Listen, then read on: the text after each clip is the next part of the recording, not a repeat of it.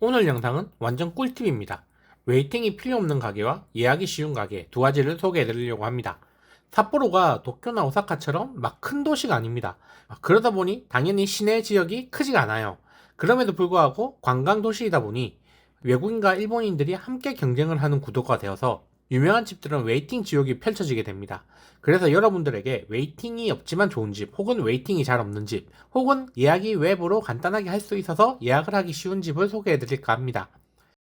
일단 스프 카레입니다. 스프 카레는 아시는 분은 아시겠지만 제가 지금까지 삿포로에서 먹은 스프 카레 집이 15곳 정도 될 겁니다. 그 외에도 지역의 스프 카레를 팔면 맛을 보았는데 그 중에서 가장 좋았던 두 집이 웨이팅이 없는 집입니다. 첫 번째는 스프 카레 타이거입니다. 이 집은 푸드코트에 있는 집이라서 매장의 좌석이 충분하고 보통 스하게 가라쿠 두 곳이 스프 카레를 드시는 거의 모든 손님을 흡수합니다.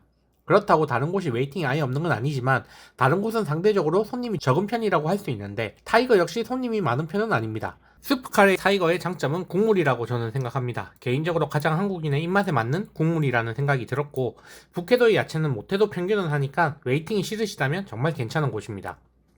특히 시내 주변이라서 위치도 좋은 편입니다.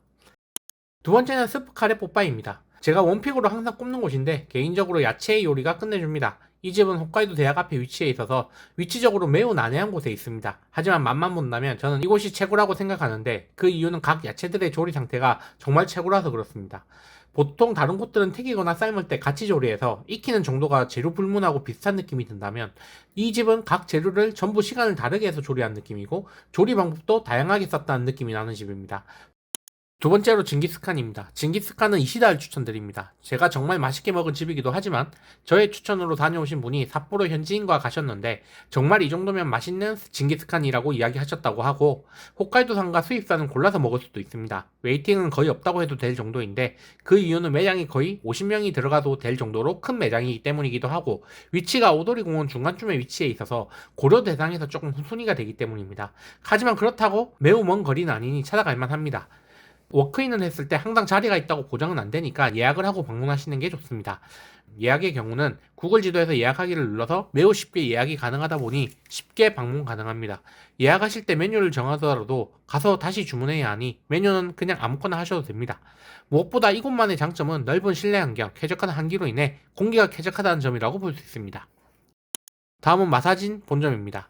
일단 구글맵에서 바로 예약이 가능하다는 점이 좋은데 아쉬운 점은 인기가 많아서 시간적 여유가 있을 때 자리가 있을 거예요. 위치적으로 스스키노 시내 인근에 있으니까 경로를 고려할 때 우선적으로 예약되는지 체크해 볼 수 있을 것 같습니다. 세 번째는 스시입니다. 스시는 사실 제가 일본에서 그다지 즐겨 먹는 메뉴는 아닙니다. 웬만하면 오마카세는 안 가기도 한데 고급 오마카세를 가시고 싶으시다면 그런 집은 사실 예약부터가 힘듭니다. 일단 저도 방문은 해본 적이 없지만 쳐다보다가 가볼만 하다고 생각했던 중저가의 스시집을 추천드려 보겠습니다. 이데째 타치요시 삿포로 다쿠코지점입니다. 실내 살짝 변두리에 있는 집이고 오픈한 지 얼마 안 된 집입니다. 구글맵에 예약하기를 누르면 바로 예약창으로 넘어갑니다. 5,000엔, 7,500엔, 1만엔, 2.5만엔 등의 코스가 있습니다. 원하시는 가격대를 선택하시면 될 것 같습니다만 너무 비싼 가격대보다는 추천이라고 되어 있는 7,500엔 정도의 코스를 추천드릴 것 같아요. 매일 아침 경매를 통해서 재료를 받아오기 때문에 가격 대비 재료가 훌륭하다는 후기가 있습니다. 네 번째로 그 외입니다. 함박스테이크 히드입니다. 최근에 가보고 제가 완전 반했던 집이죠. 저는 본점을 갔지만 함박스테이크를 드신다면 6초매점도 나쁘지 않을 것 같아요. 본점은 인스타 DM으로 가능하다고 합니다. 6초매점은 위에 스시집과 같은 방식으로 예약 가능하고 양고기와 소고기를 써서 만들어주는 집인데 무조건 소고기를 추천드립니다. 새벽 3시까지 하는 집으로 야간에 방문하는 것도 좋습니다. 로바다야키 쿠시로도 있습니다. 사실 저에게 로바다야키 1순위는 슈안고다인데 예약은 전화만 가능한 곳입니다. 대신에 이곳은 인터넷으로 예약이 가능한 곳이죠.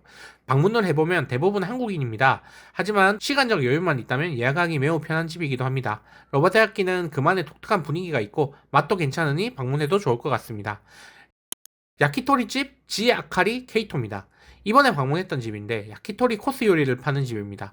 4,000엔부터 6,500엔 코스까지 있는데 이번에 6,500엔 코스를 진행했습니다. 나중에 후기 영상을 올리겠지만 꽤 만족스러웠던 집입니다. 예약도 쉽고 요리도 나쁘지 않았어요. 다만 좋게 말하면 전반적으로 무난한 요리였고 나쁘게 말하면 임팩트가 좀 약한 가게였습니다. 사실 이 집 말고도 많은 집들이 있습니다. 제가 추천한 집보다 맛있는 집들이 있을 수도 있죠. 그러니까 너무 이런 영상에 나오는 집들 말고 다양한 집을 찾아보시는 것도 추천드립니다. 또 좋은 정보로 찾아오겠습니다. 감사합니다. 다른 곳에서 알려주지 않는 일본 여행 정보가 궁금하시면 구독을 눌러주세요.